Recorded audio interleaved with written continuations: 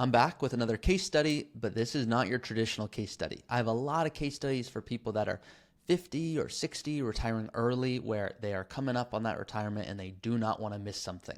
What about healthcare? What about travel? What about purpose? You name it. Today is a case study for all of you guys who are younger, so you in your 40s. So this is called Can I Retire Early at 40? Because I have not given enough love to you guys. Here's what I mean. So I'm going to show you this. This is in my community. You can join this for free in the description below, but someone here says, just celebrated my 45th birthday. I rarely come across my peers who think obsessively about retirement like I do. I'd be interested if there are others and benchmark where we are on our respective journeys. And a lot of you are like, yep, I'm 44, I'm 43, on track to retire by 50. I'm 47, I'm 40, I'm 38, yada, yada. So there's a lot of awesome comments from you guys in here talking about when you're retiring, going back and forth. That's why we have that community. Once again, you can join that for free. If you want to see a case study, which is what I'm going to show you today, and you want to go through it in detail so that when you do retire, you go, yep, I'm not missing anything. Well, that's why I offer this software. So I'm going to be showing you two things today. Number one, this was actually what we're going to go through. Give me 1 second. Is brought by a email that I received. Now, sometimes you guys will drop a comment. Sometimes you guys will email me. No wrong way of getting in touch with me here. Here's what I'm going to do. I'm going to zoom in so it's big for you. This was an email I got. When did I get this? I think it was a few weeks ago. Oh, February 9th, 12/10. So yesterday, as of the recording of this. And this person says, subject line, collab, question mark, negative 225,000 to 3.7 million. Retire at 40. Hey, Ari, current subscriber here. Really enjoy the channel and the quality of content. Great work. My friends and I especially enjoy your Can I Retire Early videos. One thing I noticed is you seem to hate people under 50. No, he didn't say that. He said, you seem to cater to individuals 50 years and older. Well, I realize it's the earliest most can retire early. I'd love to see a story of pushing the envelope with an early retirement scenario of someone under 50 and not a FIRE millennial living on rice and beans. For those of you not familiar, I'm not a big FIRE guy because that's people that retire early, have 3 jobs, working like crazy, all to retire at 35 and have no idea what they want to do with their life and have no health. So I love that he's aware of this.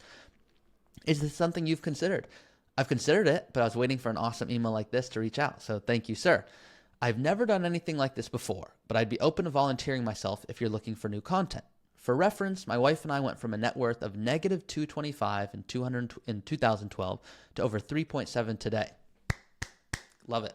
We're self-made, self-taught, and focused on the fundamentals like paying off debt, paying ourselves first, living within our means, investing. Far from perfect, though. Before I go into too much detail, here's a snapshot. So here's this person's assets. Age, 39. Income, 300. Spending, 120. Net worth, 500 in cash, 700,000 in a home that's paid off. Investments, 2.5. Brokerage is 1.8. 401k with 100. Roth with 93. Traditional 440. Some 529s. As the sole income provider with a stressful tech sales job, it's tough on my family and 2 kids. While I can't see myself retiring in the traditional sense because I'd be bored, I would love to pursue something I'm more passionate about without worrying about jeopardizing my family's future. Let me know your thoughts. In the meantime, I trust you'll keep this information confidential unless we decide to speak further.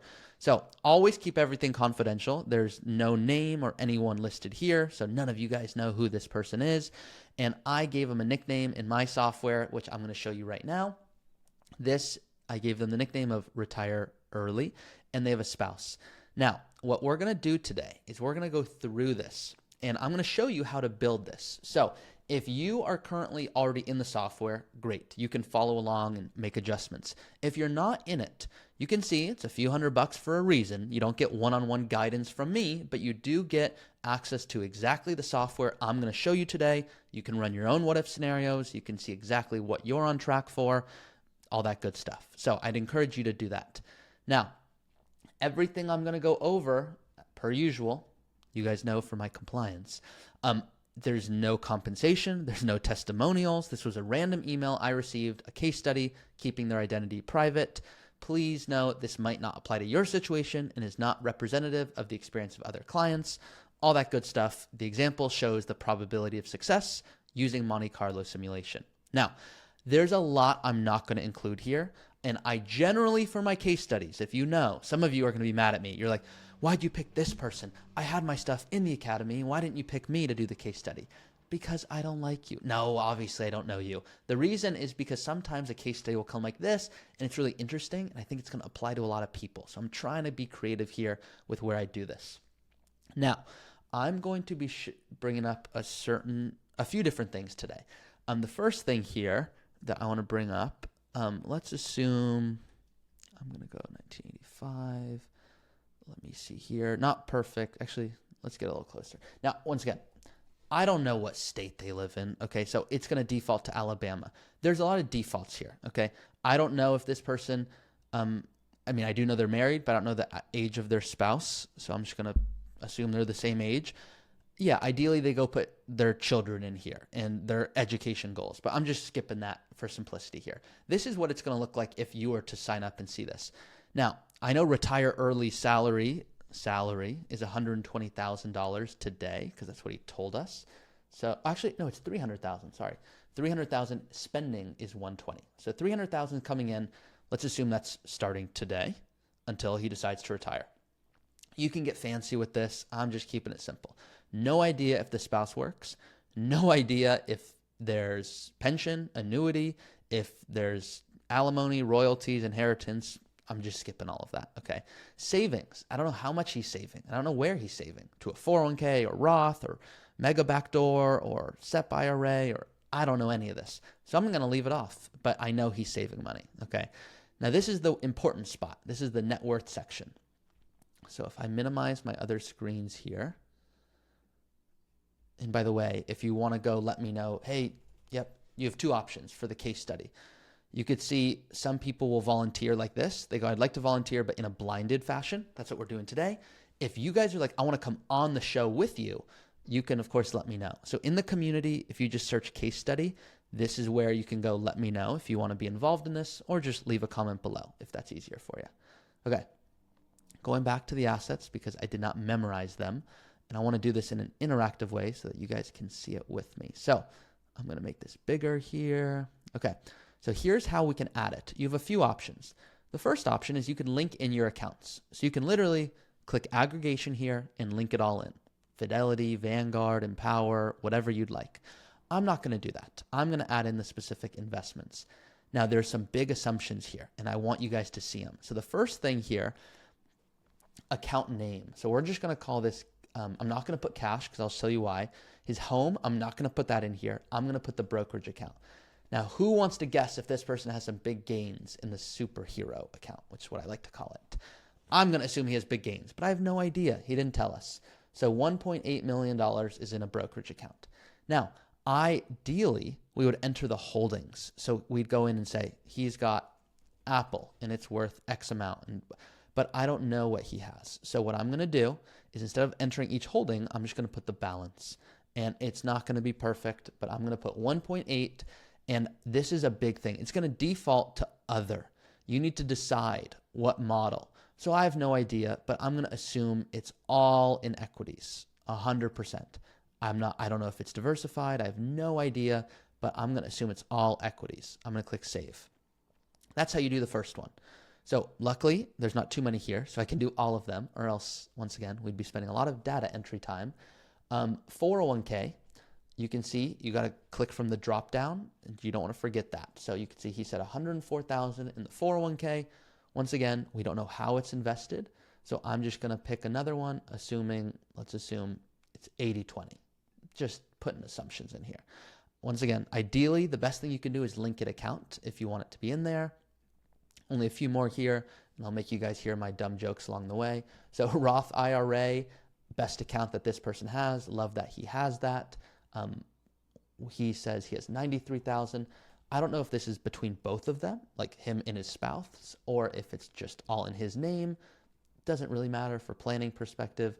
But Roth IRAs, the good thing that I'm seeing so far is, he has a mix of assets. What I imagine he's thinking right now, as I'm putting this information in, is like, hey, so you have some case studies of people that have like the same assets, but like they only need income for like 30 years because they retire at 60 and pass away at 90. How does the planning change if I'm retiring at 40?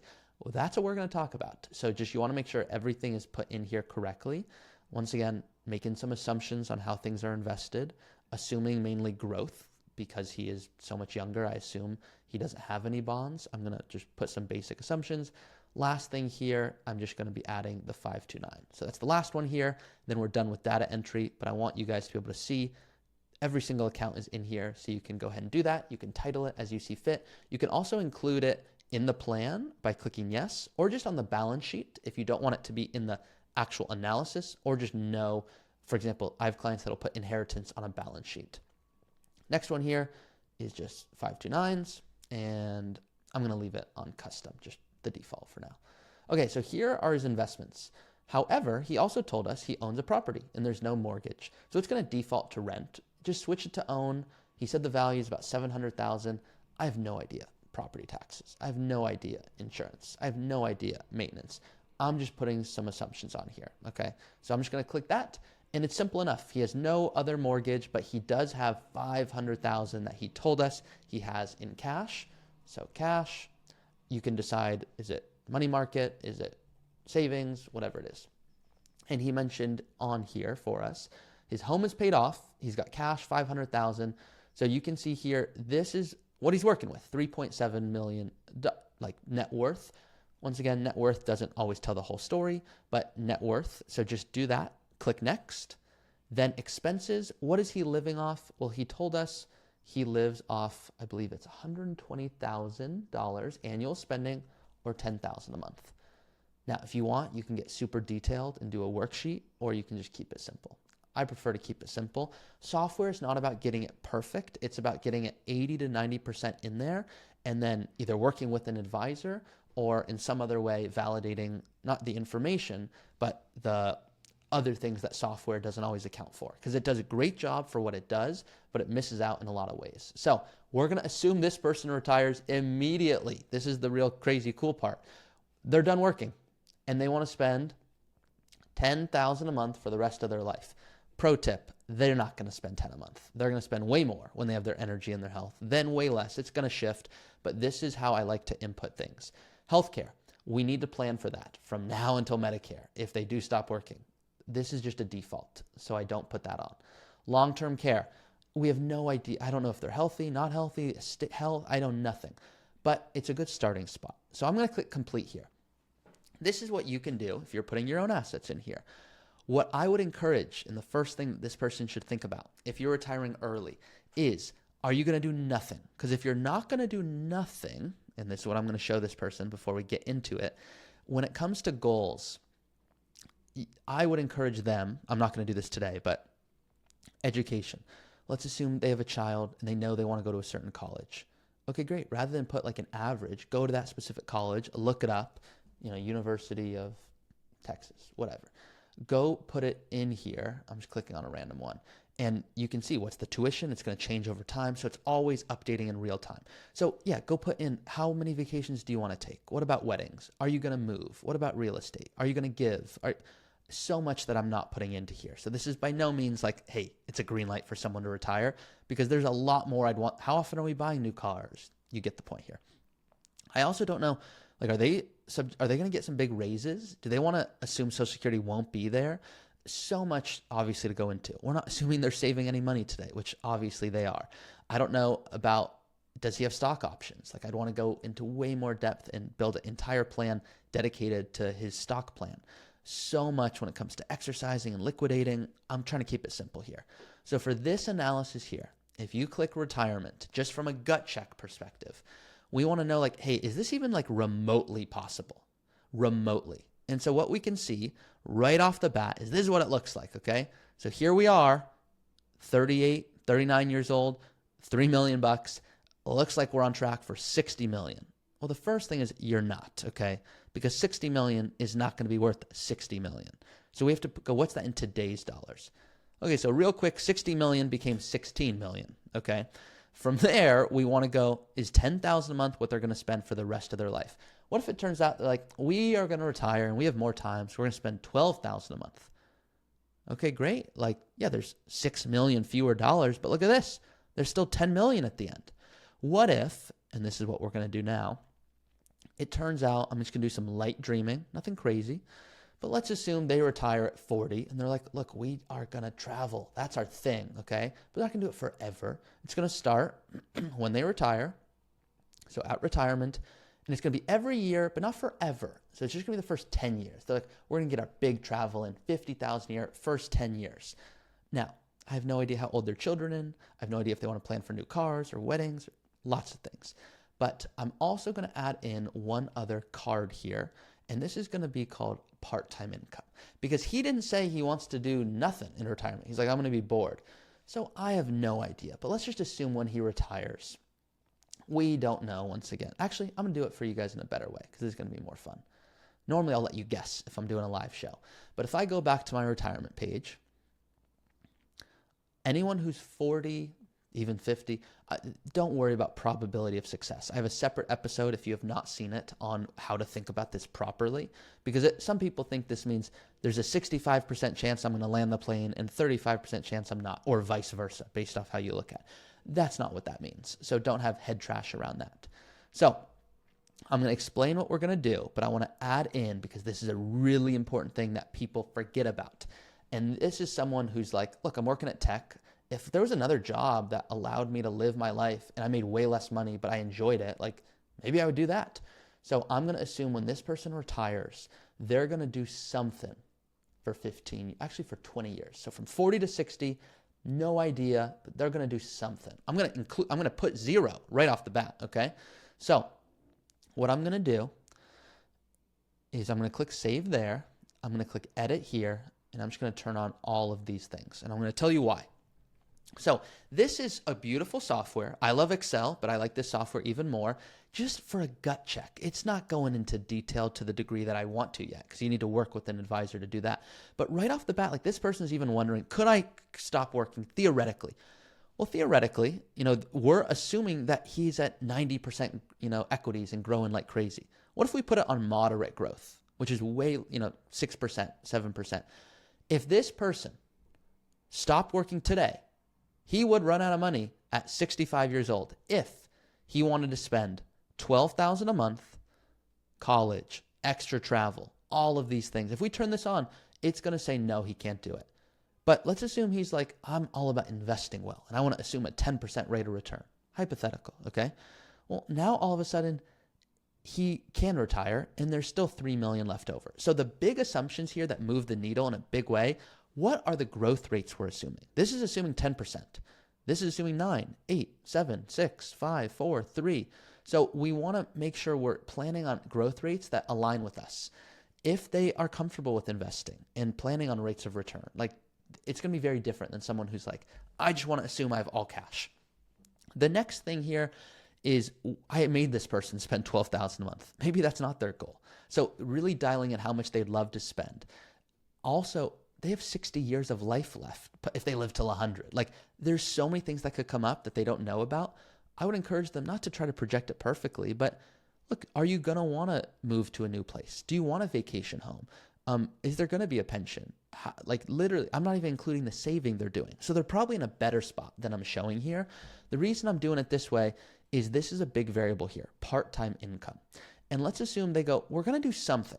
We just don't know. So he makes $300 a year today. What if he finds a job he likes and it only pays him $50,000 a year? Well, that makes a bigger difference than you would think. And so what you're seeing here, and I hope you recognize this, is here's someone that if he's doing something, but he enjoys it, but he only brings in 50 a year, not 300, it makes a huge difference. And the reason for that is because that's less pressure on the portfolio to create income. So if he brings in 50 a year, he might go, oh, it's not that important. Like I've been bringing in 300 a year, I've been balling, The reality is 50 a year helps a lot, because 50 a year coming in means that this 3 million can keep growing much faster. And that's where the value is. So if he's doing something he enjoys, that makes a big difference. When it comes to a retirement, really, I would skip this graph. This is not helping someone retire early at 40. This is the graph that matters. This is called the withdrawal rate graph. And so generally we want our withdrawal rate to be in the range of 4 to 5.5%. You can see this is too high, 5.5%, 6, 7%. Also, we didn't add in college planning. So could he stop working right now? Like, No, based off of what we're sharing here, but I put on that he wants to spend $12,000 a month. What if it's $10,000 a month and he doesn't have a big travel bug and it's $10,000 a year, not $50,000 a year? Well, all I did was make two little shifts there. Two little shifts, okay, where I switched some numbers. And now all of a sudden, this person can retire. Here we are, withdrawal rate. I said between 4 to 5.5% if you're doing the right thing. He's below that for the rest of his life. So I'm looking at this person's plan, if it looked like this. Now, once again, he didn't add in a lot of things I need him to. Going, look, this is certainly possible. So this withdrawal rate, this should be the kind of holy grail of retirement planning when people are wondering, can I make a retirement happen? Now, let's assume he said, I want to travel huge. I mean, massive travel. And it wasn't for 10 years, but it was for 20 or 30 or 40 years. I'd be like, great. Maybe that means we need to work longer. But that's the cool thing about this software is if this person said, I want to spend $50,000 a year on travel, and you're right, I'd rather spend $12,000 a month in monthly expenses, and I don't think I'm comfortable with this level of growth in the market. I want that moderate. I just want to be conservative in my planning. Well, you can see that when we look at the plan, like this person's okay. Here they are at 40. They'd run out of money about 84. But what if he works till 45? Just 5 more years. Now, not saying he wants to, but there are options and it makes a big difference. You can see there's still 5 million left at the end. So he might go, I'm only going to work 2 more years. This is where I want people to start really getting serious to go, okay, when am I in a position to make work optional? How much do I want to leave behind? What are my legacy goals? So this is someone that is in a position to make it happen, but it's coming back to this withdrawal rate. And are they open to being dynamic? So right off the bat, if you see a withdrawal rate that says 6 or 7% on your personal plan, that doesn't mean you can't retire. But if that's happening for multiple years, 6, 7, 8%, guys, think about this person. They're 40, okay?